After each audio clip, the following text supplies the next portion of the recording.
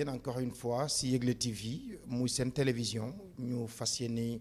waxtaan ak kàngamu réew mi si li nga xam ni que ni moom moo itteel waa réew mi surtout si période bi ñu nekk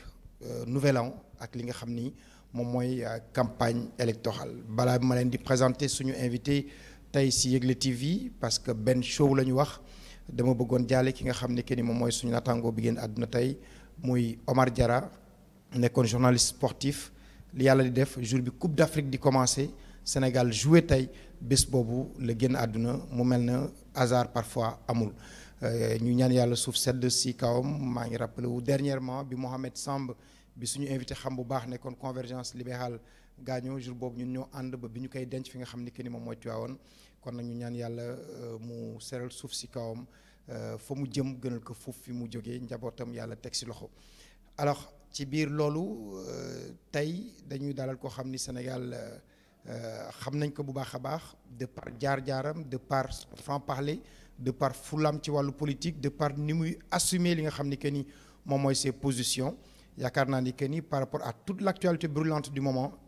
dinañu am ay leeral yu bari yi mu mën a indi ci li nga xam ni que ni moom mooy actualité boobu surtout que dernièrement le président de la République dafa lancé inauguré li nga xam ni que ni moom mooy le TER te moom mu nekk le PCA de ce TER là coow lu bari trop ma gëm ni que ni mën nañu si indil ay leexal ki nga xam ne nag moom la ñu dalal moom mooy le ministre Thierno Lo ñoom mbégte jàkkaarloo ak yow monsieur le ministre. Ben maa ngi lay nuyu bu baax te di am plaisir bu mag retrouver un grand journaliste comme yow. Merci beaucoup. boo xam ne bii métier bi da nga ko xam di ko gérer aussi ci façon boo xam bi ñëpp ko ràññee. Merci. mooy profité ci occasion bi aussi di féliciter waa Yegle TV yi ma fekk fii parce que def naa benn visite boo xam ne bii gis naa ne le cadre est excellent li ñu fi def investissement aussi lu ñu mën a apprécier la donc kontaan naa ci ñëw ci barab bu mel nii beneen bi di tolleeku may jaale comme ni nga ko waxee Omar Dia parce que nit la koo xam ne kii sur le monde sportif ñun ñëpp xam nañ ko yàlla na ko yàlla suñu borom xareel àjjana te yàlla suñu borom defal ñu gëj a am xew bu mel noonu même bu mënta ñàkk. di profiter aussi ci occasion bi di présenter mes meilleurs vœux de bonnes et heureuses années pour que ñu am réew mu dal ak réew moo xam ne dafa am prospérité boo xam ne bi nis ku nekk di nga augmenter sa bien-être te mu nekk réewum jàmm. Le président yaa ngi koy wax de la République bi mu mujjee def sortie avant muy recevoir les Lions dafa doon appeler Sénégalais yi ci jàmm parce que dafa ni dañu jëm élection locale juin ñu war a jëm élection législative ñu gis ni campagne bi ubbi na mais tout de suite émaillé d'incidents est-ce que tey nit Sénégal mën na def politique normalement te violence du si am. xam nga benn da nga posé problématique boo xam ne bii ñun Sénégalais yëpp dañu war a taxaw seetlu jéem a xool pourquoi lii dul am ci yeneen réew yi di am ci ñun xam nga ñun dañuy targué di wax ne dañu am une grande démocratie ce qui est vrai parce que la démocratie sénégalaise jiitu nañu ñun ñii ñëpp. da nga Thierno Souleymane Baal lañ daan doxale suñu ñi fi daan jaar nañ daan doxale kon ñun buñ dikkee continuité bi ñu waroon a assurer mooy ñu fexe ba lii xew ci yeneen réew yi di xew fii ci suñu réew yeneen réew di nga leen gis ñuy dem ay compétition électorale mais doo leen gis ñu génne ay jaasi doo leen gis ñu génne ay bomb doo leen gis ñuy xeex dañuy dikk di def ay débat d'idées ay programme def campagne ci ni mu gënu civilisé bàyyi population yi nga xam ne bi ñoom rek ñoo am droit de validation ñu seet ka leen neex ñu fal ko buñ ko falee ba pare kooku ñu bàyyi ko mu dérouler ñeneen ñi dem defi leneen Sénégal il faut que ñu copier bàyyi di def loo xam ne lii kenn gis ko fenn di xuloo di xeex di tiitalante di jël bakkanu doomu aadama ci compétition électorale di gérer sa intérêt bopp ba jël bakkanu doomu jàmbur ci réew mi dafa tuuti ñoo ko bokk koo fi toj boppam koo fi rey boo liggéey yow yaay dem jaale ji ko kooku ñun ñëpp dañ ko war a déplorer te il faut que les forces de défense et de sécurité jël seeni responsabilité pleine et entière faut pas que ñuy yem ci di jàpp nervi bi nan jàpp ki yebal nervi bi nan ko jàpp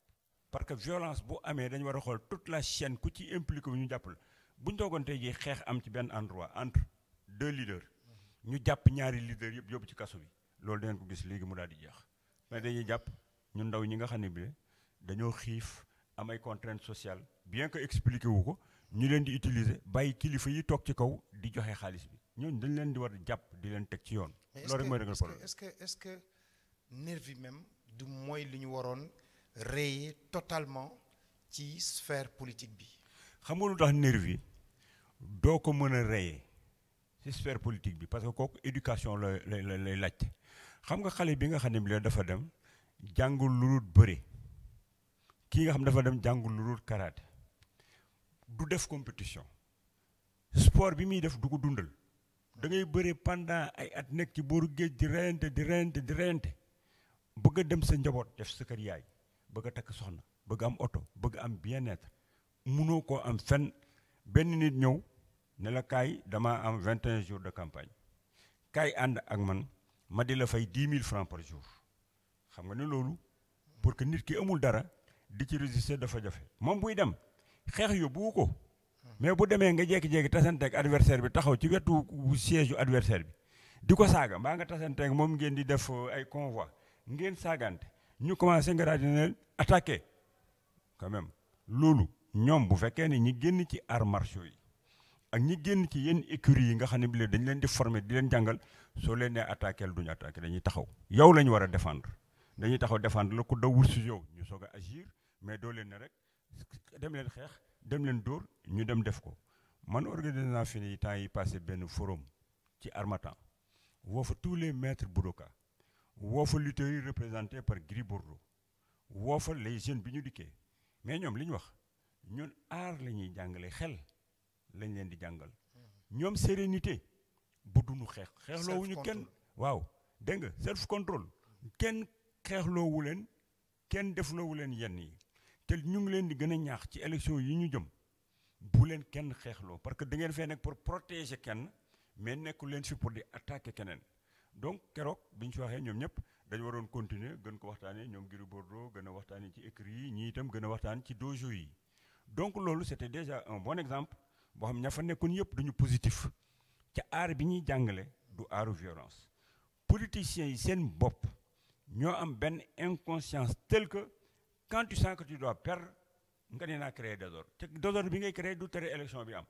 te bu ëllëgee yaay regretté dem di jàll ji nit ñi donc li ma lay waxaat rek gisa tant que les forces de défense et de sécurité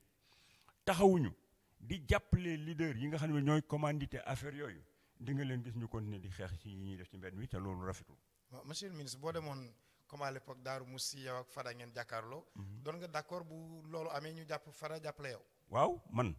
xam nga demoon naa fi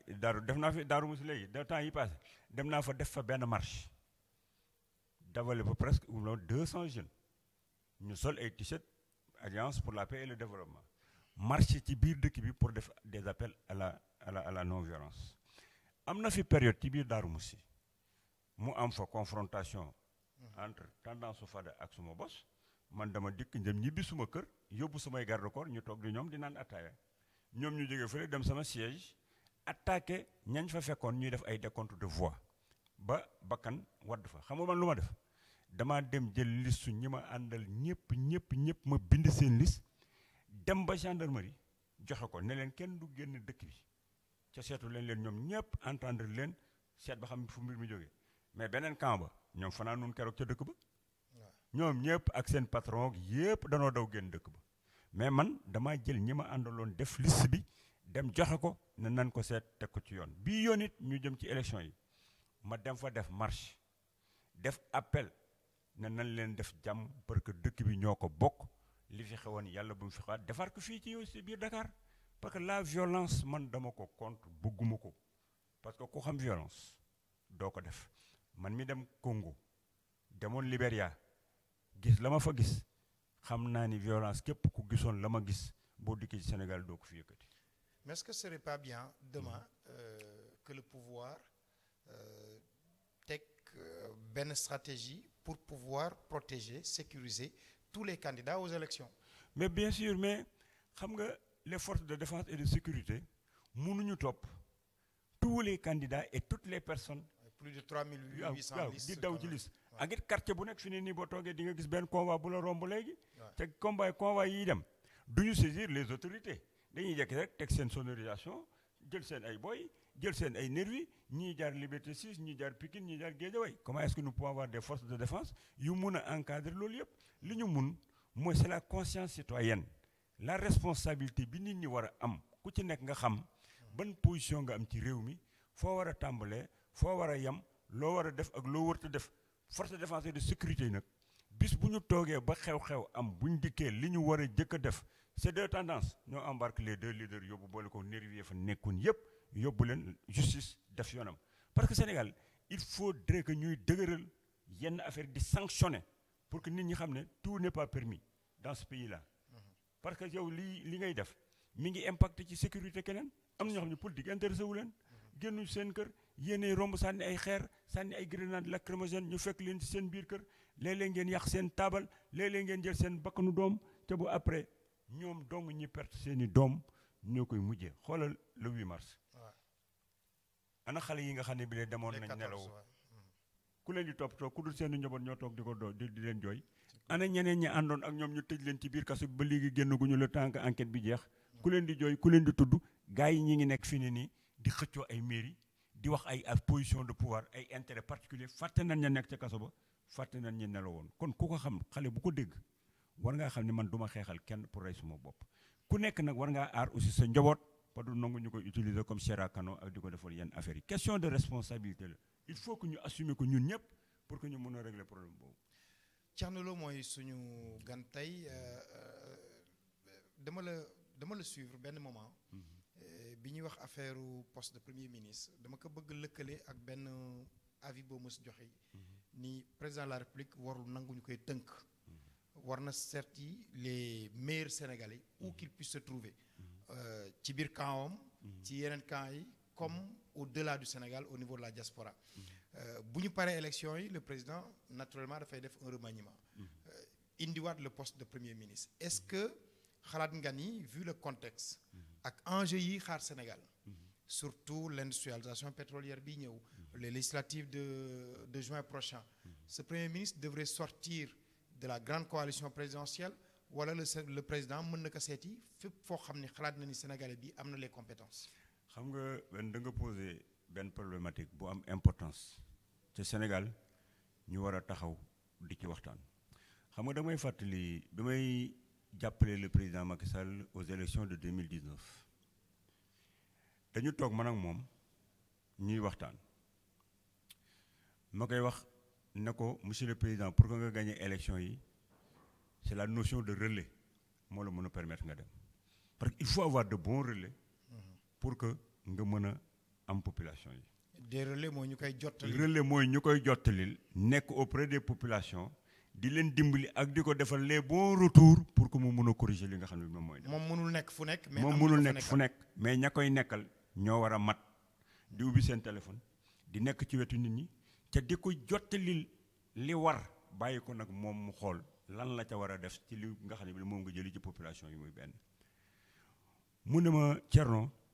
loolu moo gën a yokk sax suma engagement mu ne ma Thierno xam nga lu ma nar dama bëgg défi yi nga xam ne bi la waxuma la Sénégal mais mooy interpeller Afrique mu trouver des hommes qui gèrent l'intérêt général au détriment des intérêts particuliers nga xam ne li ñëpp bokk la ñuy jiital au lieu que ñuy jiital seen bopp ca ñu am fit pour mën a engagé wu pour que ñu dem man ko même monsieur le président c'est le combat que je menais auprès du président Abdoulaye Wade bi mu demee bay laajaat mandatam war a jeexle bi ñu toogee mu bëgg a libérer Afrique bëgg a libérer Sénégal les grandes puissances occidentales ne góor gii nañ ko dindi duñ ko bàyyi lii mu fi bëgg a def tàmbalee ko ci tubaab yi mu koy continuer man ko combat boobu moo taxoon ma nekk ci wetam bi mu defee discours am à la FAO ne day ñibbi pour que ñu serrer ceinture am ñu jóg taxaw jël suñu responsabilité régler suñu agriculture régler suñu problème infrastructure parce que xale boo ko dee jàpp ci mbagam ba mu jóg da nga koy bàyyi mu dox. c'est ce combat là qui faisait que nit ñi di ko xeex jël ay jeunes qui n'avaient rien compris jël ay répondeurs automatiques ñu nekk fii di ko xeex man ko combat boobu ma doon mëne pour moom ce même combat la bëgg a mëne comme yow parce que dañuy wax relève générationnelle nga jël mbir mi ñu dem xam ne relève générationnelle du ci kaddu ci jëf la boole ko nag ak l'ensemble des compétences sénégalaises parce que le Sénégal grande puissance la en ressources humaines de qualité. Tout à fait. Et puis li ma gën a metti mooy da ngay gis ñu am xam-xam ci réew mi ñu bàyyi leen à la périphérie ñuy génn ji jaay seen xam-xam ci biti ci pays yi ñu wër ñi nekk ci wetu président bi ñenn ñi nanguwuñu ko am xam-xam koo xam ne ki day ñëw ñu yóbbu ko ci kilifa gi parce que dañ naan wóoluwul seen bopp dañ naan bu ma ko indee mu jël suma place loolu ci liy yàq la bokk. beneen bi xam nga man dem naa fi Atlanta gars yi dégg ma foofu ñëw seet si ma suma hôtel bind ko dañoo monsieur le ministre yow dañ lay déglu mais dañu déglu président Ablaye Wade muy wax naan les compétences sénégalaises nañ ñibbisi au Sénégal mais monsieur le ministre loolu mënta nekk parce que ñenn ñi ne ma mais ñun man laboratoire bi ma nekk mais amu leen ko Sénégal ñeneen ñi li ñuy fayee ko fii mënu leen koo fay mais li ngeen war a def mooy ngeen def bréviaire des compétences sénégalaises et africaines yi nekk ci biti xam nga lu leen di dimbale le partage de savoir seen plan directeur yi ngeen di def ak seen étude yi ngeen di def di ko fay c'est des milliards nous dañuy ñëw di leen ko defal gratuitement di def partage de savoir ba pare ngeen di ñu boole ci li ngeen di def ñu leen di jàppale muy dem gis nga bu ngeen ko defee di ngeen gis ay performance économique yu ngeen mën a am ba kañ ngeen di am ay moyens pour que ñun ñu war a mën a ñëw pour liggéey ci chez nous parce que ñibbi si moo nu gënal mais mën nañoo kon ne di participer ci la fay nekk mais à condition que ngeen boole ñu ci à condition que ngeen du ñu consulter à condition que ngeen du ñu permettre ñu ñëw di joxe li ñu jàng ci biti donc bu ñu toogoon ku nekk teg say rancœur de côté ñu xam ni réew mi ñoo ko bokk am nañu ay compétences mën nañoo bañ a bokk gis-gis mais des fois mën nañoo retrouver wu ci essentiel parce que yow consensus c'est pas obligatoire que ñu am ko mais yow ma xam rek discuter ak yow xam li ngay xalaat kooku ci ay postulats en démocratie. Exactement. kon war nañoo mën a waxtaan seet lii defar réew mi ñu defar ko parce que kenn du ko defar à notre place mais lépp nag ci bopp la que muy démocratie bi que muy justice bi comportement nit ki la c'est une citoyenneté nga xam fooy tàmbalee fooy yem ak lan moo la war Sénégal nag c'est dommage amatul benn espace de débat bu ñu mun permettre ñu def ces agences là pour fertiliser lii xew au contraire dañ lay jëw nga nekk sachant yow. ñu jël quelqu'un qui sait rien de ce que tu parles ce que tu dis. mu ñëw taxaw di la weddi ak di la saaga bu ko defee tu préfères toog sa kër gis nga wax du man jëf xam-xam leneen mënu ko parce que mooy doxal lépp te fii la nekk ci bopp. waaw donc Sénégal yooyu ci boppam la ñu war a defar suñ ko defarul dañuy nax suñu bopp gis nga infrastructure yii nga gis président Macky Sall di ko fi def. gis nga bu ñu amul la citoyenneté qu'il faut am responsabilité bi ñu soxla du taxaw du àgg 1 an 2 ans du dem pont yii da ngay gis ñu yàq ko terre bii da ngay gis boo duggee photo yi fekk ñu xotti ko yàq lépp réew kenn mënu ko defal ci condition yooyu il faut ñu defar bopp yi defar comportement yi parce que li Sénégalais yi di comporté woo jël leen nga yóbbu leen France ñoom fa les mêmes comportements dans 1 an la France nekk un pays sous-développé yooyu nag dañ ko dul waxtaan mais c'est quoi la solution finalement? La solution mooy ñu gën a éduquer les masses il faut que ñu éduquer les masses les partis politiques seen mission yi il faut ñu xoolaat ko parce que les partis politiques c'est des associations les partis politiques contrairement ak li nit ñi di wax un parti politique c'est une association c'est pas forcément la conquête du pouvoir mais mooy nga dajalee ay nit former leen jàngal leen citoyenneté mën nga ci am ay jigéen yoo xam ne da nga leen di defal pousser vers automatisation di li wutee leen liggéey yore ay xale yoo xam ne da nga leen jox militantisme former leen ñu génn nekk de bons citoyens bu ñu fa génnee yow remplir nga sa mission de service public remplir nga sa mission boo xam ne bi parce que nekkoon nga utile auprès des populations parce que du ku nekk da ngay juddu nekk président du ku nekk da nga war a nekk député du ku nekk da nga war a nekk maire ku ci nekk mën nga liggéeyal sa réew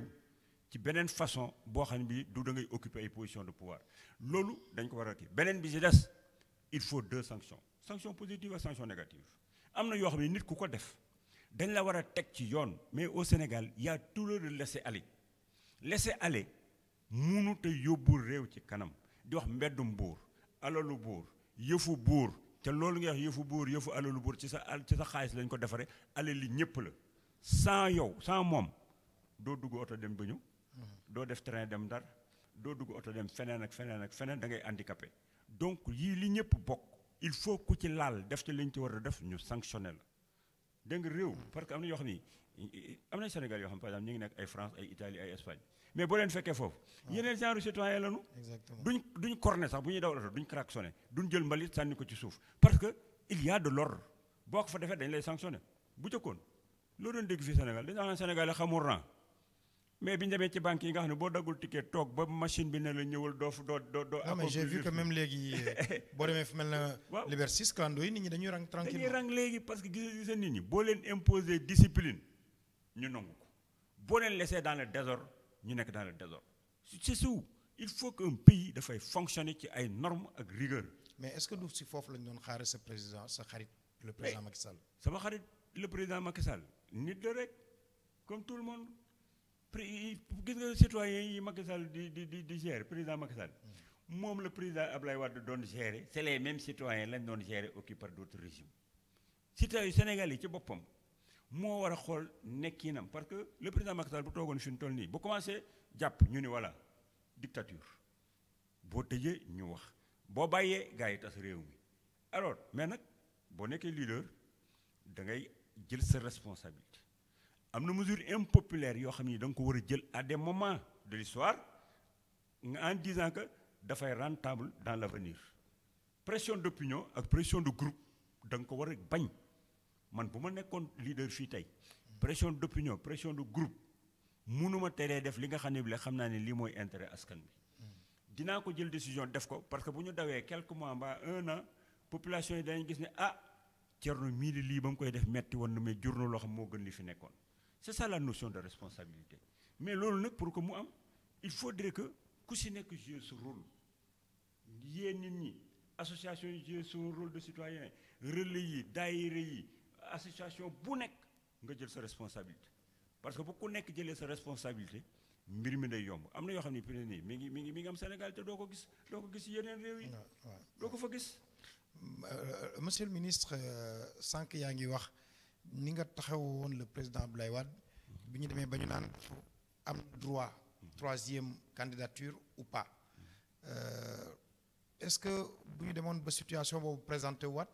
sañ nga taxaw jàppale défendre le président Macky Sall si loolu. waxtaan ak moom en tête ni que monsieur le président il faut continuer parce que vous êtes sur la bonne voie. xam nga débat bi nga xam ne bi moo amoon ci président Abdoulaye Wade c'est le même débat moo amoon fii est-ce que xam nga mosuma toog ak président Abdoulaye Wade ne ko président mën ngaa dem ou bien mënoo dem xam la laa daan wax président Abdoulaye Wade dama daan dem ci plateau de télévision yi di tasanteeg sama mbokk xarit yi ma àndal léegi ñu nekk au pouvoir ma taxaw di leen wax ne leen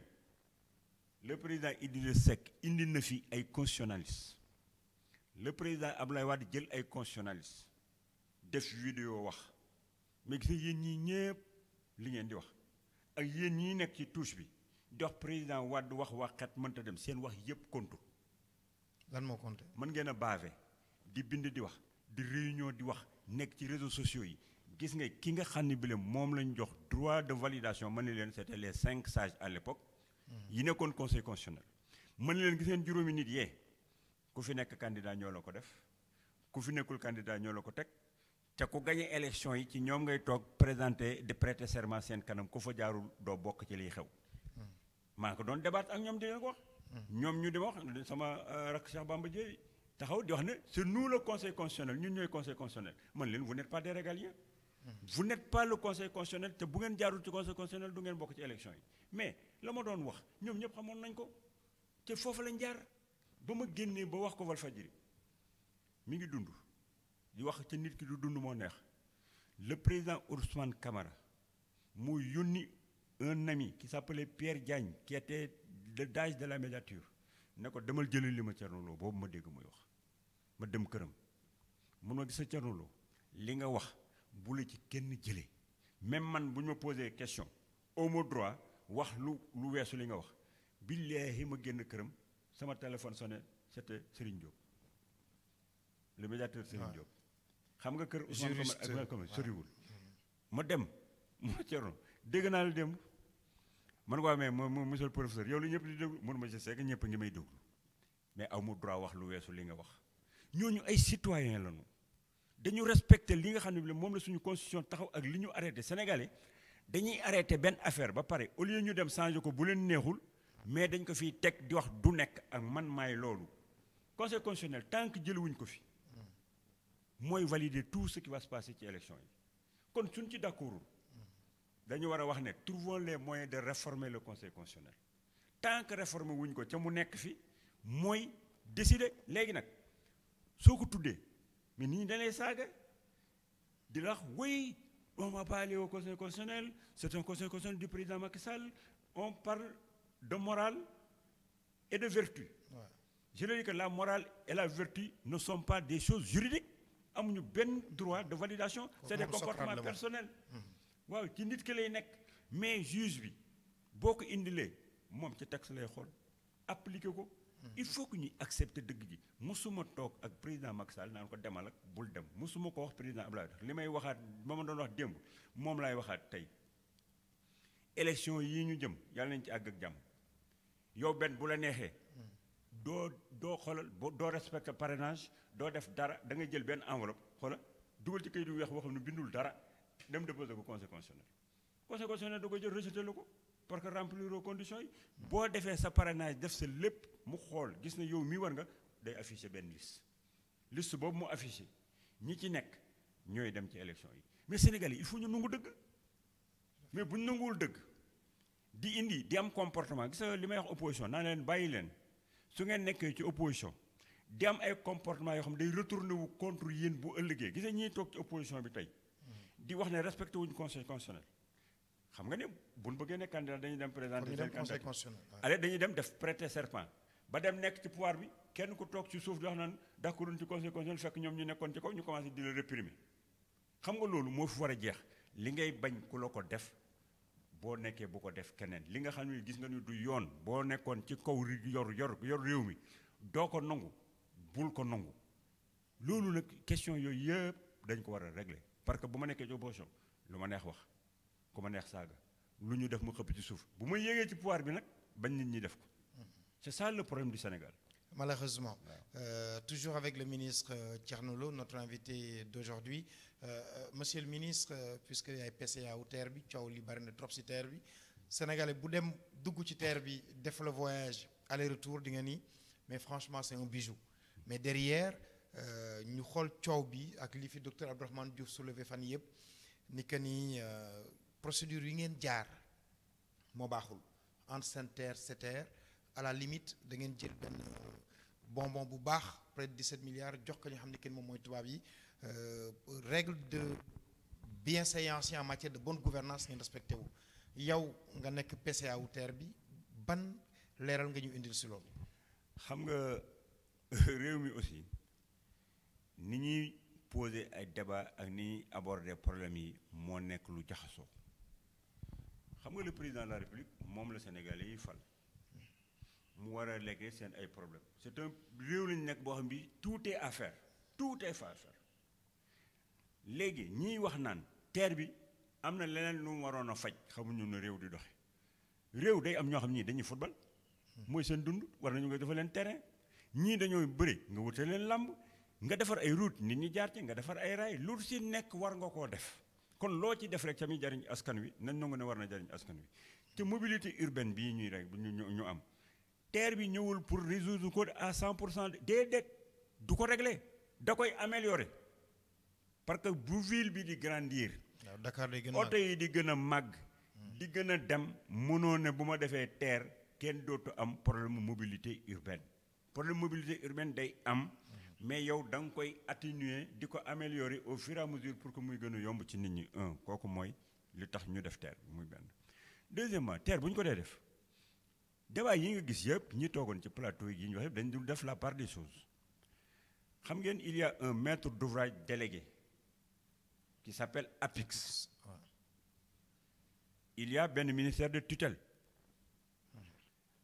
am benn société nationale bu ñu créé bu ñu tuddee SENTER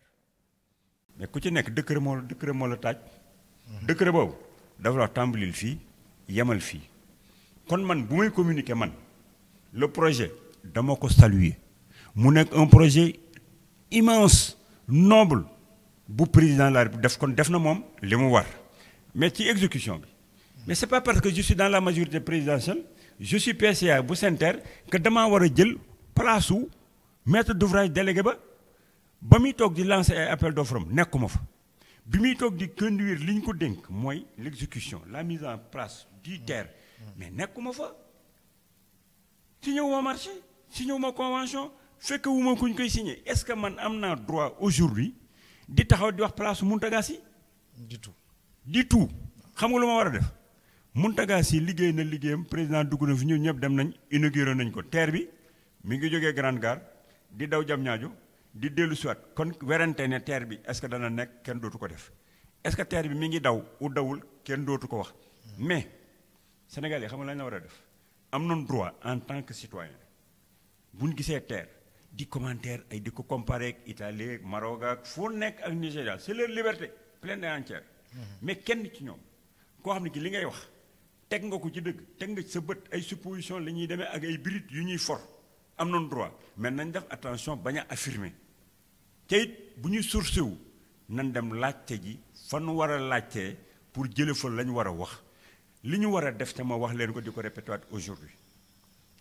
gis ngeen APIX bi mu defee liggéeyam ba pare ñun dañoo war a jël li APIX def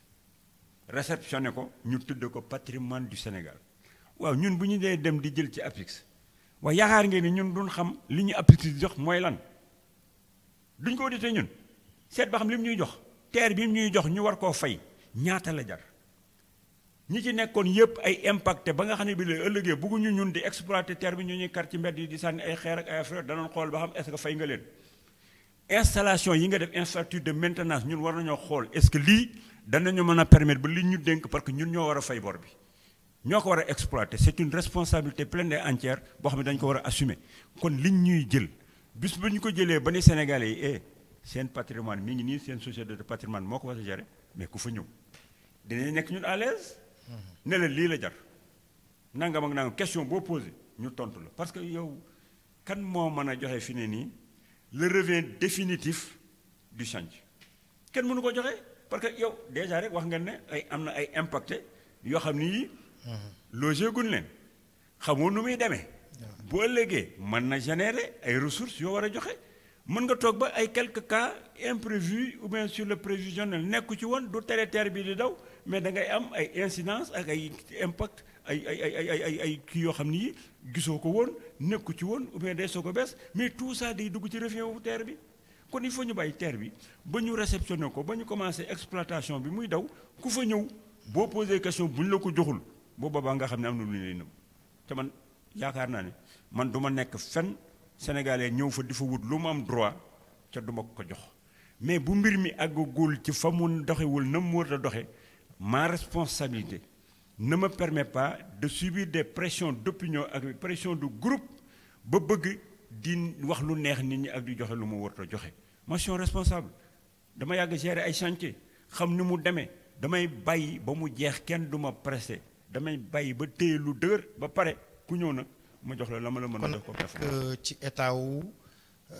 saytu xool sa loxo lan la dama nekk état wu respecter les prérogatives des uns et des autres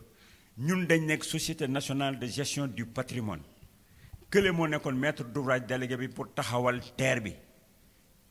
ma am confiance ci moom président am confiance ci moom mu liggéey TER baa ngi daw mais bu paree daf ñoo war a jox la TER bi gaar yi terrain yi nekk autour du TER bi yépp lépp li nga xam ne mi ngi nekk autour de l'environnement du TER daf ñu ko war a jox ñoom décret loolu yépp décret moo ko régir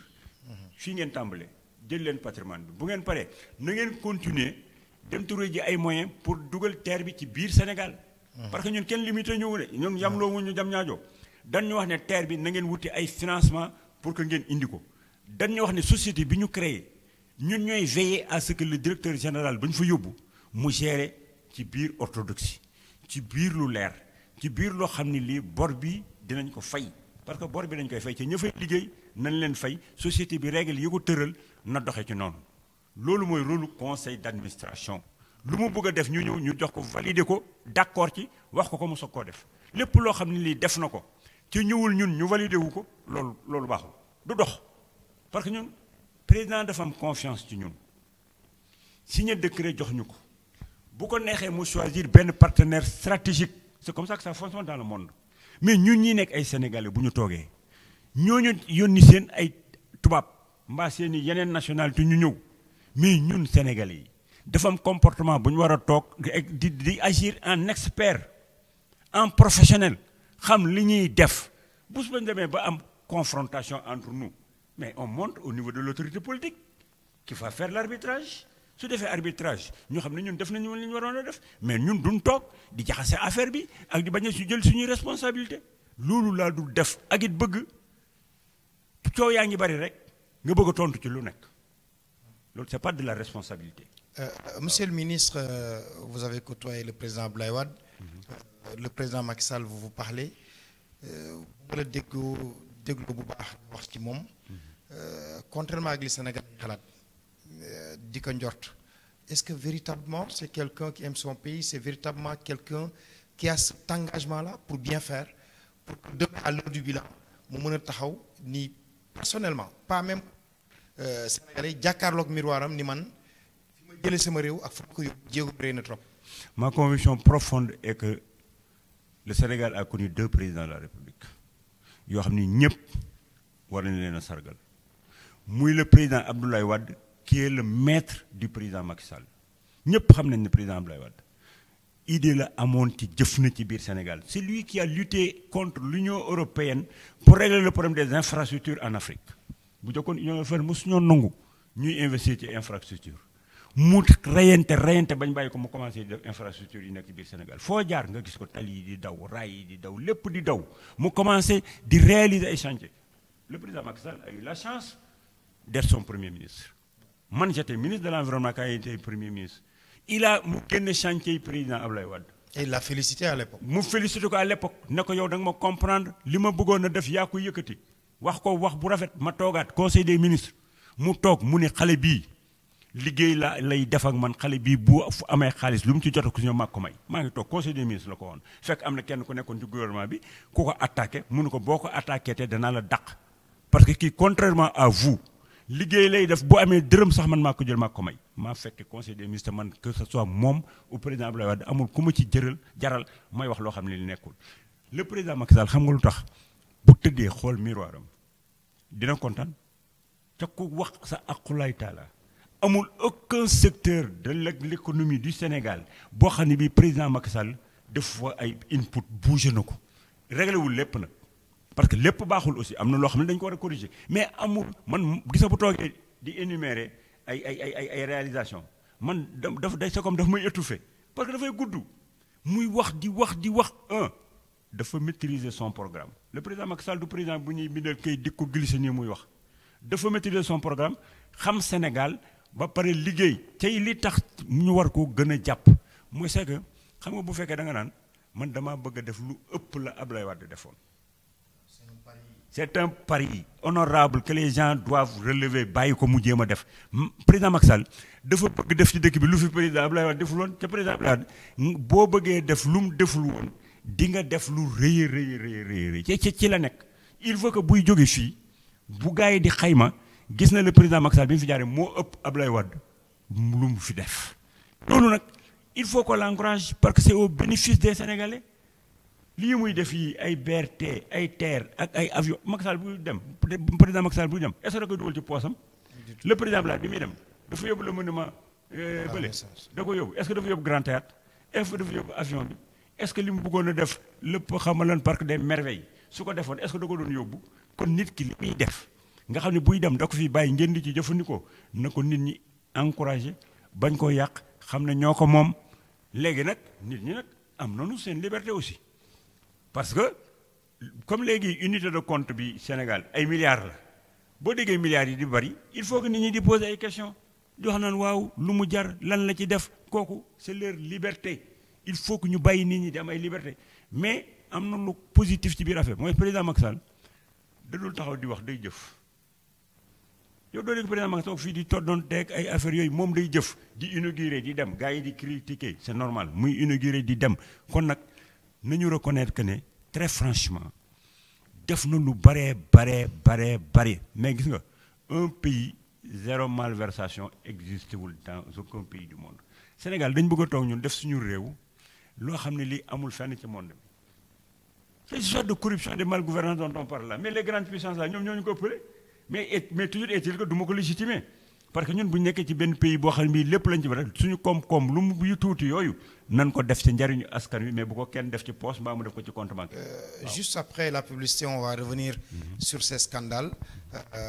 écran publicitaire ñu dellu soit.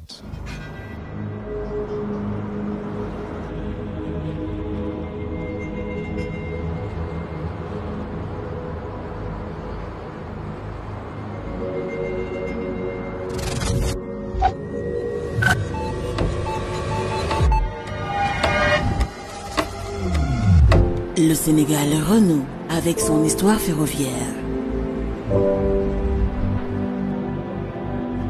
Bonjour, bienvenue à la gare de Dakar. La société d'exploitation du train express régional a pour mission d'assurer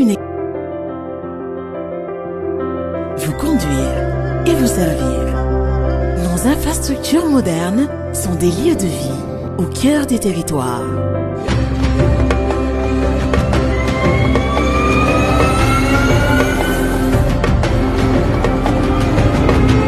Nous insufflons à chacun de nos pas une parcelle de notre cœur pour révolutionner le transport ferroviaire au Sénégal. Le TER en marche, c'est une fenêtre sur le passé et un regard vers l'avenir. Voilà, retour donc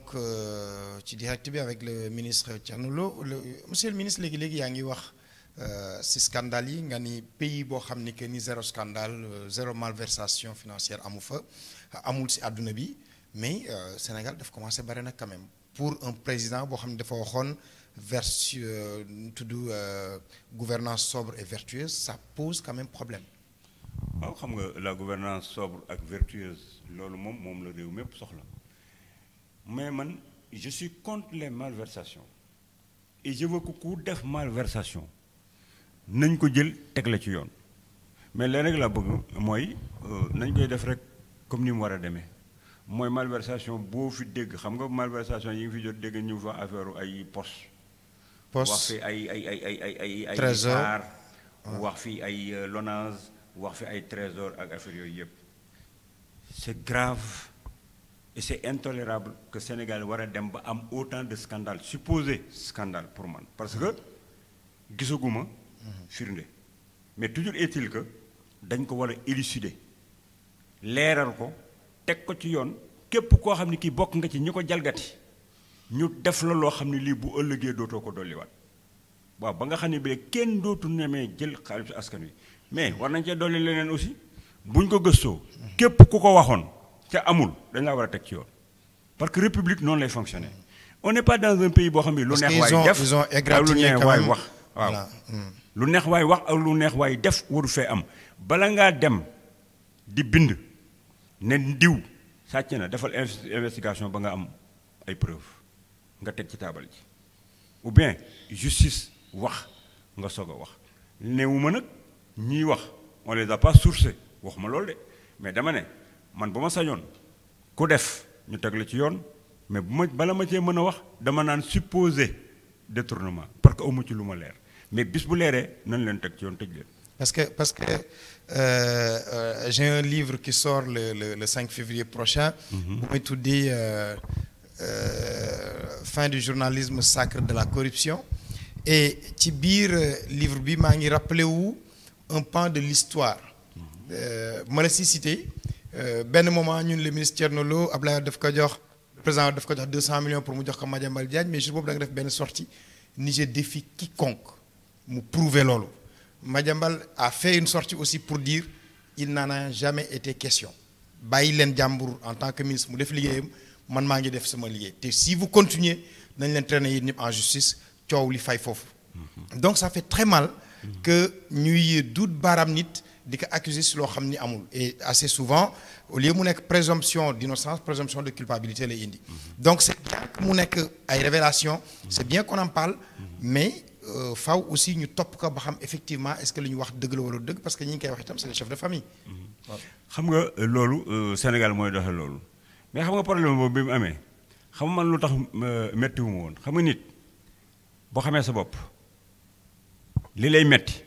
mooy peut-être la nga def mais nga am conscience tranquille boo tëddee ak sa juge de minuit nga mën a nelaw ba xàndoor xam ne amul dara loo mën a reprocher sa bopp ci àddina bi ak sa digganteeg suñu borom loolu première victoire la boo xam ne dama koy am ci nit ñi mais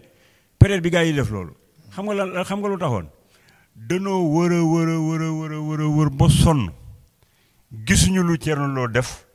luñ ko mën a génneel gis nga fi nit ñi gars yi xam nga dafa am ay waar yu ñuy génneel nit ñi bu demee gëstoo ba sonn gisuñu benn waar ci man xam nga lu ñuy wax way nii lañ defoon tuddoon nañ Thierno Lo ci affaire Madiambal te gis nga loolu affaire Madiambal boobu ñuy wax xam nga dem na ba cour concussion xaw ma corruption bi doon am fii dem nañ ba yóbbu ko foofu man Paris laa nekkoon gars yi woo ma ne ma mais monsieur le ministre xam nga la cour a rejeté nee na lii kenn wula ci tudd sa yoon nekk ci man leen bon cour bi daf ko doon jugé ñun ma woy c'est arrivé là-bas man leen man loolu suivre ma ko topp toowu ma ko sax parce que Madiambal le président Wade ñoom ñëpp xam nañ ne man duma genre boobu mais dama lay expliquer tey li xewoon xam nga comme man ni may def nii rek ak président Macky Sall dama yóbbu ay nit ku ma gis ne mën nga jariñ président dama la fay yóbbu mais Madiambal man maa toog ak président Abdoulaye Wade mu ne mais Madiambal mii vraiment daf may fontoo li may def ñoom dañuy toog di xëpp suuf ci sama liggéey ci Sénégal man ko mais président est-ce que xam nga ne Madiambal mën naa la ko indil fii bu ngoonee mun nga ne lan mën ko xoolal ñoo bokkoon nekk CDP garab gi sama rakk la ca mën naa koo indi mun ma indi ko ma ne ko déet condition su ma koy indi man moom yow te bul ko def ci fiche d'audience bi parce que xam naa palais bi mi ñuy fonctionner mun ma d'accord ma woo Madiambal ne ko nan dem bindikee ma xool feuille d'audience bi gis Pape Samba Mboup gis Assane Ba ma noppi ban dugg ci biir ma ne président protocole bi faussé nga ko parce que ñii waruñoo fekk jataay bi ñu génne leen biñ leen génnee xam nga booba gaa yaa ngi nekk seen puissance ñu génne leen mu naqari leen ñu ne Thierno Lo ñenn ñi dañoo wax ne Thierno Lo il faut que ñu génn ko ci gouvernement bi Thierno Lo il faut ñu liquider ko maa ngi toog di ko dégg mais faalewuma leen parce que man si sama liquidation ci yàlla la nekk ak ci président Abdoulaye Wade bu ko neexee ñooñu influence ko ba mu génn ma ci gouvernement bi ma dellu ca ne ma nekkoon di fa liggéey mais ñooñu duñ ma yeb parce que man le chef de cabinet d'un ma ne leen foofu ma ne leen le chef de cabinet d'un président de la République la nièce d'un président de la République les conseillers d'un président de la République amuñu impact ci man te duñ ma décider samay comportement au sein de la République mu nekk le premier conflit que j'ai eu avec eux ma jóge fi dem jël ndem si yàlla Sidi Lamine ànd ak Tidiane Kassé mi ngi dund dikk 7 semaines parce que dama proposé woon Sidi Lamine ma ni ko comme le journal Jeune Afrique dafa waroon a accompagner benn mission pour protéger l'Afrique pour porter votre voix au moment où ñuy jël ay Bernard-Henri Lévy et tant d'autres ñuy porter la voix d'autres causes il faut que Afrique am benn journal bu koy porter voix am au niveau des concerts des nations parce que c'est la communication qui guide le monde ma ni ko def leen benn journal boo xam bi les pays africains ñoom ñoo koy alimenter ngeen def ci les journalistes de renom waxtaan ceeg ndem si yàlla Babacar Touré ak Sidi Lamine ñëw sama bureau ànd ak Tidiane Kassé ne ma Thierno li nga waxoon nan dem ci président Babacar Touré ne leen maa ngi somoon am naa fa terrain bu ñu ko defee man mën naa koo héberger mu yóbbu bu dem ci président Wade wax ko ci la recevoir Babacar Touré may dem mu wax Madiambal ne da koy recevoir ma yóbbu Madiambal ñu toog jour boobu tey laay wax nag li nga xam ne bi la man waxante woon naa ko ci audience boobu ak président Wade bi ñu toogee daf ne Madiambal waaye yéen lu tax lu ma def ngeen dem xëpp ci suuf te ngeen war a toog pour accompagner ma libérer Afrique libérer Sénégal ce jour xam nga lu ko Madiambal toll daf ko ne président yow da nga war a wutaat ay conseillers en communication te yow boo génnee doo wax ak ñun ci bitti ngay wax président ne ko jox leen ma protocole su ngeen ma joxee protocole may wax ak yéen Madiambal ne ko mu ne ko yow aide-moi sax à avoir un bon conseiller Madiambal ne ko loolu man du ma ko def protocole bii ngay wax boo ñu ko laajee ñun mën na koo jox mu ne leen da ngeen maa war a jàppale parce que mënulu leen ma dara di jéem a yàq fii di dem di ma jéem a booleeg ay américains ak du ko ne fii bañ wax fa ba accepté le problème de protocole ak affaire yooyu man ma jóge fa dem tourner au fleuve bi ma demee di ànd ak mi ngi dundaat madame Touré bi nekkoon soxna Babacar Touré xam nga li gën a nekk àddina ngay wax kii ne madame Touré ci boppam moo doon sama directrice de l'environnement moo nekkoon dek ñuy daw ba mu ne ton cousin Babacar nee na président ci la nga fa doxoon recevoir na leen ba delloo na leen seen terrain bi nekkoon Lamine Gueye gis nga li may def Sénégal mu delloo leen ko promettre ndem si yàlla kii Sidy Lamine ne ko dana ko financé léegi ma jóge fa dem Daaru Musi benn tournée politique ñëw ba tollu booru Ndànd laa toog sama conseiller en communication Ibrahima Fall Junior ne ma mais président li may dégg nii nag monsieur le ministre man ko looy dégg mun ma dégg naa revue de presse ñuy wax ay 200 millions ba tuddule ci dugg na fi génn na fi ma ne ko quoi ma woo ma jambal ne ko ma jambal li may dégg nag mun ma grand yow doo ci dara ñoom Assane Ba ñoo jëm ci élection yi di seet quels sont les journaux et les groupes qui leur sont favorables ñaman def na ma ci ñi leen contre maa ngi doon ab rajo boo xam ne bii Mame Less Camara moo ko waroon a diriger bloqué nañ ko ña nga may créer problème nee nañ ba nga ma fi indee dañ maa jox 300 millions man ko xam nga bu ma àggee Dakar suba palais laa jëm directement woo président Abdoulaye Wade ñu ñëw moo xëy le matin dem dama forcer barrage ñëw ñu ni président Abdoulaye Wade Thierno Lo ngi fii di forcer barrage bi mu dugg ci bureau Souleymane Ndéné mi ñëwoon na dugg fa ak Assane Ba biñ dikkee toog ma ni président xam lu ñu jëkk a def kaamil ngay teg fii kaamil ma teg ci sama loxo yow nga teg sa loxo ma jambal teg loxoom est-ce que yow jël nga dërëm jox ma ko pour di ma yónni fenn parce que man du ma sa porteur de valise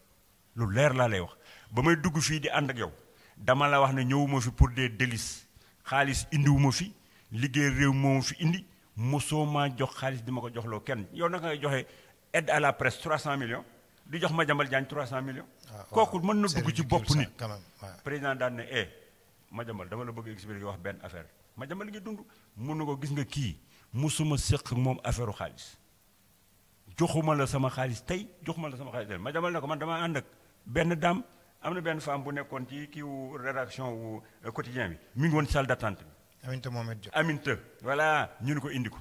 Madiambal ne ko Aminata mii laa àndal ci rédaction bi dama bëgg président lii nga wax ko ci kanamam pour que bu demee mu wax journaliste yam am fële qu'est-ce qui se passe président ne ko yow di xool ma fi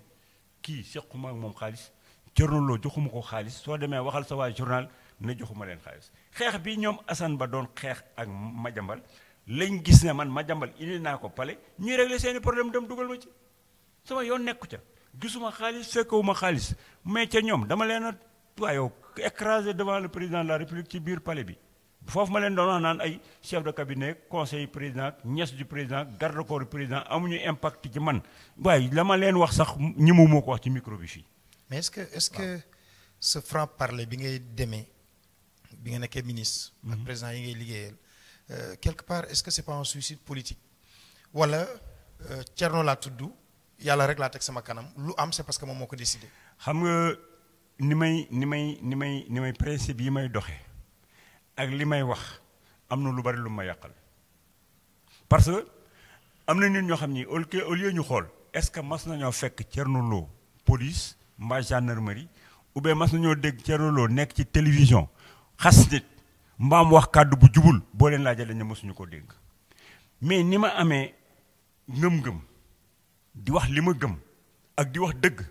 moom mooy metti nit ñi parce que Sénégal wax fi dëgg coono la wax fi dëgg erreur la lii ma la fi netti li lépp ci dossier palais bi amul kenn koo xam ne ki ñeme naa toog mu xool aqulay taala mu weddi ko man li ma gëm dama koy wax mais benn affaire dafa am est-ce que xam nga gars yi nekk di radote yépp di coow maa leen gën a nekk républicain fuuf man je respecte toutes les institutions du pays le président Macky Sall ak lu mu nekk suma xarit du ma xaw a jéem di juum ba tasanteeg moom di wane ni kii am naa affinité ak moom parce que c'est le président de la République qui est devant moi man moom laay respecté c'est pas Macky Sall dama koy jox cëram ba mat sëkk quand je vois le président de l'Assemblée nationale c'est la même chose quand je vois les magistrats ñii di toog yépp ku ci nekk dama lay jox sa cër parce que noonu la réew di fonctionner parce que li def sama légitimité waruma ko refuser keneen su ma nekkee ministre mais damay jaar fii ñuy def ay cortège ay nit yu war a taxaw di taxaw ma dugg ci oto askan wi ñuy taxaw may dem léegi bu ma nekkatul ministre man waruma taxaw bu ñu ma nekk kar ma dégg sirène waruma taxaw man bàyyi ko mu jàll su ma gisee nit waruma koo jox respect bi c'est ça la notion de responsabilité et la citoyenneté loolu lay doxal bi ci dool nag muy benn mooy gis a gëm yàlla gi ma gëm yàlla am fu ma jaar avant may dugg ci biir politique parce que at yi ma def ci secteur privé defaguma ko ci politique lu ma am ci secteur privé laa ko am kon politique mënta fexe ba ma changer samay principe ak sama ngëm-ngëm su ma ko defee tuuti su ma ko defee samay waajur dinañ ma jëppi te benn affaire ma wax la ko nag tey boo wax waxaat ko tey gis nga man dama wuute ak politiciens yii nga xam ne lu leen neex wax lu leen neex def. man sama jombale sa bopp xoola dama yu may jombale sama bopp d'abord ndax fi ma bokk deuxièmement sama waajur dem na sama yaay dem na sama papa dem na sama mag bi nga xam moo nekkoon suñu xalifa dem na bien vrai que am naa yeneen mag yu fi nekk mais damaa am koo xam ni kii moo dox sama diggante ak Serigne Touba di Serigne Abdourahmane Mbacké rus naa ñu dem ne ko dégg nga li Thierno wax ou bien dégg nga li Thierno def moo tax man damaa am kilifa jomb naa di def loo xam ne li dañ ma ciy yàpp jomb naa di def loo xam dama koy bàyyi samay doom di ko gis di ma yàpp ëllëg àddina jaralu ma ko poste jaralu ma ko affaire àddina kuy ànd ak man sama ngor gi ngay àndee ak man kuy may jàpp ci nga may jàpp ku may bay ci nga may bay parce que moom laa demee ba agsi fii ma toll lu ma am maa ko ñaqal sama bopp kon lu ma waral soppeeku du ma yàq ak xarit du ma yàq ak mbokk aw mu ay ennemi ci politique ay adversaire politique laa am te débat d'idée laay def ak ñoom ku ma saaga sa affaire la mais man du ma saaga kenn samay xarit yi nekk sama xale yi nekk sama parti dul saaga parce que lu ma dul defloo suma doom du ma ko defloo soxlay jàmbur te gëmuma ma ni loolu mooy yóbbu réew mi ci kanam te du ma ci changé li des sama dund gii su ma naree toog di saaga ak di xaste ko xuloo ma dem Daaru Muxti dem toogi vous voulez me dire que ni malgré toute l'adversité bi jotu na tey boo dajee murid la di ko jox loxo mon frère na nga def xam nga yow tey nit ñi ñooy def théorie yi gis nga boo toogoon làqatu fii tuuti mu jañ fa da toog fii da nga naan non c'est pas possible toog nañ conférence des leaders mu toog jël parole ne grand bii sama grand la bu ñu génnoon fii ngeen xam ne sama grand la ma tontu ko ne ko bu ma toogoon place de l'indépendance gis ngay xeex ak nit ku dëkkul Daaru Muxti kooku ci kawam lay dal parce que sama rak rek nga mën a doon mën nañoo am ay erreur de langage dans la politique comme ça mais barke Rasulullah bu ma génnoon fii gis kuy dóor Modou Diagne Fada maag moom ñooy xeex ak waa jooju mais nit soo bëggul sa bokk bëggoo sa mbokk bëggoo sa xarit bëggoo sa dëkkandoo koy bëgg koo wax ne ko bëgg nga ko waxoo dëgg mais bu ma sañoon nag xale yi nga xam ne bi lee dama leen di jàpp doo moom ñu jox ma cër bi ñu ma war a jox ma respect bi déggal ma man gis naa Daaru Muxti am na noo xam ne nii bu ne affaire yi tëdde woon mais du ma dugg ci politique Modou Diagne Fada ba mu toogee ñu def ko tête de liste département Kébémer dafa ñëw seet sama ma tëj sama société pendant 3 semaines te man boobu du ma liggéey ak état parce que su ma doon liggéey ak état ñu ni boo nee président Wade ne Idrissa Seck ne Modou Diagne Fada ñu ni peut-être ay marché la fa doon wut mais non nekk na fa bu jóge fa barke Xaadimu Rasuul mosuma jox un marché te man dama ko jàppale jox ko suma xaalis jàppale ko bañ fal ko département Kébémer te musuma koo laaj marché mais dama ko doon def parce que suma rakk la dama ko doon def parce que député bi Kébémer la daan jóge ma ne non il est temps que comme Daaru Muxti mooy arrondissement bi def nañ fii muy suma rakk naa fexe ñu fal ko mu nekk tête de liste département Kébémer ma jàppale ko ba mu nekk tête de liste département Kébémer te musuma koo laaj 1 franc musuma ko jox moom musuma jox marché dama ko def par devoir te ni ma koy xoolee ni may xoolee nuyu njëng bi nga xam mooy suñu caatu kër ñoom ñooy moroomam suñu caatu kër booy yi nekk foofu ñoom ñooy moroomu Modou Diagne Fada noonu laa koy xoolee mais nag politique moo dem ba léegi gars yi di ko gisee neneen di waxee neneen boo toogee ak journaliste comme ni nga ko defee nii ñu posé ma ay question ci moom ma tontu ci moom tey jii ñu ngi am ay adversité politique à Darou Moussi mais amul animosité amul lu ma ko yéene ci lu bon ca képp koo xam ne ki dëkkoo daaru tasante ni mbëkkante ak moom ba ma la fekk dama li mbëkk. donc retrouvailles fraternelles oui mais des retrouvailles libérales non. non xam nga man je ne crois pas. je veux dire au plan national. au plan national. xam nga lan laa gëm. ñu dajale sénégalais yi am xam-xam yépp ñu seet li ñu bokk ñun ñépp ñu bokkandoo pour yëkkati ko teg suñu position partisane yi fële xam ne les défis qui nous interpellent xamuñu amuñu droit aujourd'hui dem la malédiction du pétrole. Ouais. Parce que gis nañu ay pays yu am pétrole am malédiction la leen indil malédiction boobu Sénégal daf ko war a refuser te man je suis torturé dama gis des professeurs qui enseignent ces histoires du pétrole la finance finance bi dem ci affaire pétrole normes juridiques yi di def lépp ñu ngi toog fi ñu mettre leen sur la touche donc war nañoo boole compétence yépp ci ñu éviter ñu ñuy boole parce que Afrique yow yaa gën a xam yow Afrique écrivain nga borom xam-xam nga xam nga ni dañu doon réguler soit par la faim soit par les épidémies soit par les guerres tribales les guerres ethniques et par nos ressources minières kon war nañoo toog ñoom nungu bu ñu gaa yi boolee ñuy toog di xuloo di xeex ñoom ña nga Sangomar di tibb suñu pétrole di ko yóbbu war nañoo toog di xuloo ba réglé wuñu le problème du contenu local bi nga xam ne bi la ñun war nañ régler parce que foofu lañ mën a amee profit ci pétrole bi pétrole bi ce ne sont pas les barriques c'est tout ce qui tourne autour de la problématique du pétrole loolu mooy indi koom-koomu réew yi mais duñ ci waxtaan duñ ci jëf lu président Macky Sall jël ki xëpp ci suuf ah bu ko defee dañuy dem ba bari yi fi ne nii bari yi day génn fekk leen ñuy xeex alors nag bu ndikkee nag yooyu nag la ñuy ñëw nag di ko attiser di créer les notions de gis nga violence yi ngay gis ne mu nekk des violences rampantes yu ci bari gars yi ñoo koy pousse pour que du ñu am jot pour xool suñu pétrole bi nekk fële du ñu am jot pour jël suñu indépendance économique entre nos mains utiliser nos compétences parce que dañoo am ay xam-xam am ay ressources minières am ay jeunes mais kenn duñu bàyyi ñu utiliser possibilité yooyu ci ay xuloo ay xasse ay xeex ak ay violence loolu ñu bëgg moo tax man je m'oppose à cela je m'évertue à faire de telle sorte que ñuy dox jàmm lu ma ci góobe gar ci la nekk dox jàmm boobu le retour de Karim Wade au Sénégal le retour au pour vous ce serait une très bonne décision du président mais ce serait une très bonne décision du président mais loolu lépp mi ngi nekk ci jàmm la xaj gis nga bu ñu toogee fii ku si nekk di fëgg sa dënn on n'aura pas le temps de régler ces questions-là parce que ay rancœur lay créer ay adversité looy bëgg a def ñu indi ci violence te aujourd'hui bu nu demoon ba rayante ci dëkk bi ay bakkan yépp sotteeku ci xam nga fu ñuy mujjee réconciliation yi nit ñi di wax tôt ou tard ci table la ñuy mujj fekk ñi ci dee nañ ba pare où sont les jeunes du 8 mars et du 23 juin seeni waajur ñoo leen di jooy kon léegi bala noo dem yeneen bakkan di tuuru nan ko éviter ca gis nga Karim Wade ak Khalifa Sall ku mun di doon président de la République moom la constitution bi may ay prérogatives nañ ko bàyyi mu utiliser ay prérogatives am nu mu ko neexee pour stabiliser le pays pour regrouper tout le monde pour que ñu ñëw fertiliser li muy def parce que moom moo ciy gagné parce que moom la nit ñi tànn kon ñi toog di dox digganteem ak mu def jàmm ci réew mi ak digganteem pour mu utiliser borom xam-xam yi ci réew mi da leen a war a jël ñoom ñëpp dugal leen ci poubelle bi parce que seen bopp rek moo leen intéressé parce que nit ki boo àndee ak moom te nga yéene ko te nga gëm ko boo gisee ko mën a defaral doo xool te bopp moom ngay xool da nga koy indi waaw. dernière question nga dem parti campagne Darou Mousty si li nga xam ne moom mooy local yi les législatives c'est en juin prochain da ngay bokk wala da ngay occupé wu sa terre tout simplement.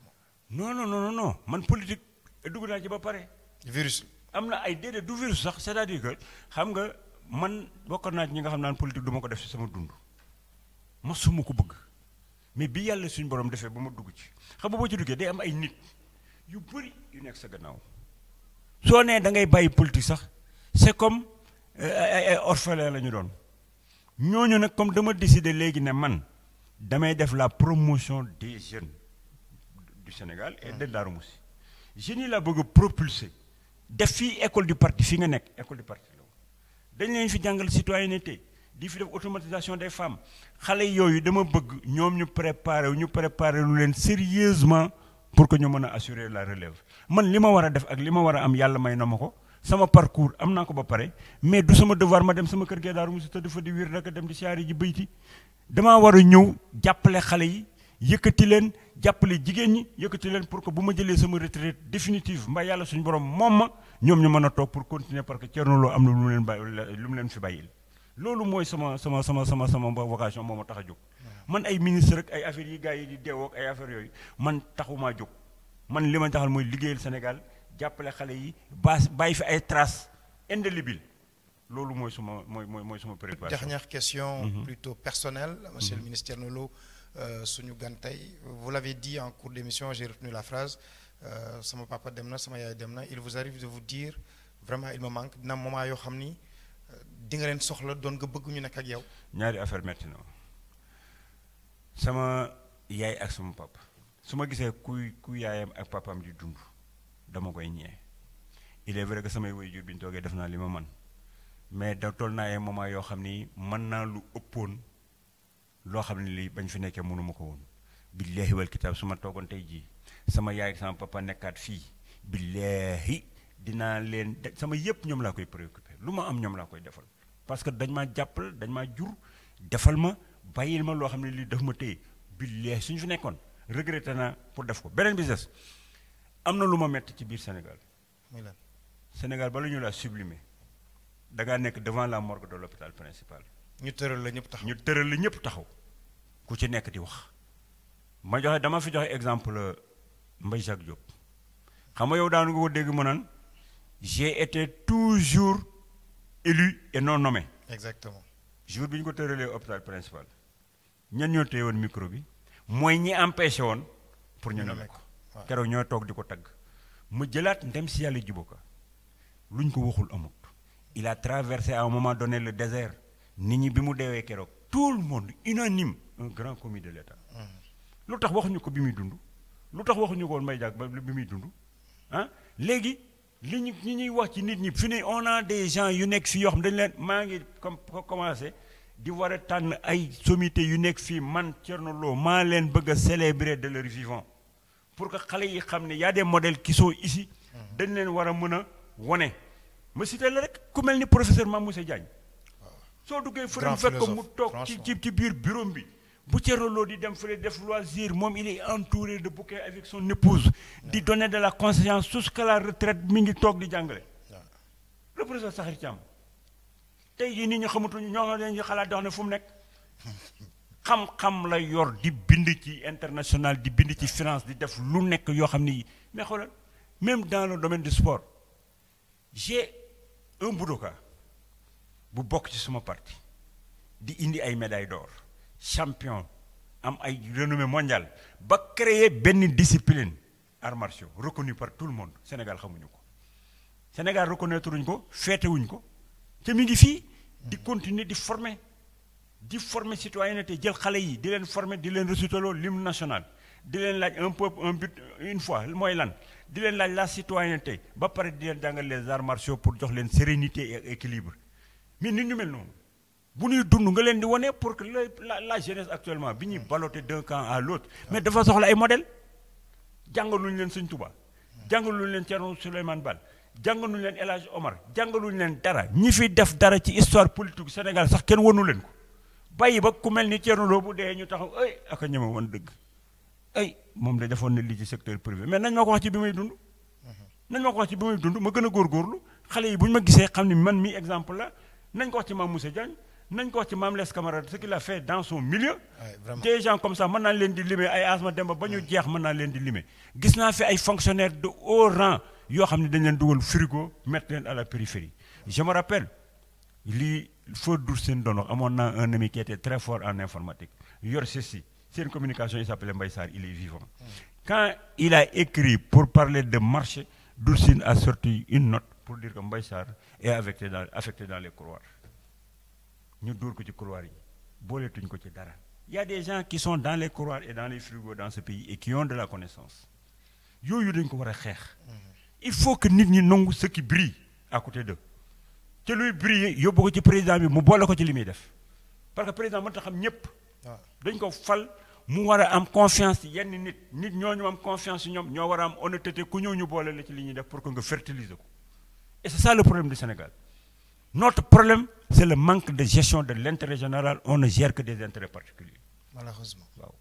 malheureusement monsieur le ministre ñu ngi lay gërëm di la sant maa lay gërëm di la sant ça a été un plaisir dans Ben Show tey si Yegle TV ñu dajeeg le ministre Thierno Lo son franc-parler waxoon naa leen que au départ il est revenu sur pas mal de choses et loolu la ñu bëgg pour que sénégalais yi ñu xam moi j'ai été très touché bi muy wax sénégalais yi nga xam ni tey dañ leen mettre totalement ñu marqué l'histoire de ce pays il a parlé de Asma Demba Ndiaye il a parlé de Mame Less Camara Sidy Lamine Niasse de son vivant du ñu woon sax dañ ko jàppe woon rek benn rebelle noonu et le jour de son décès dama toog ma ni ñu bari ñi fi nekk tey jaar Walfadjri di def ay témoignages si moom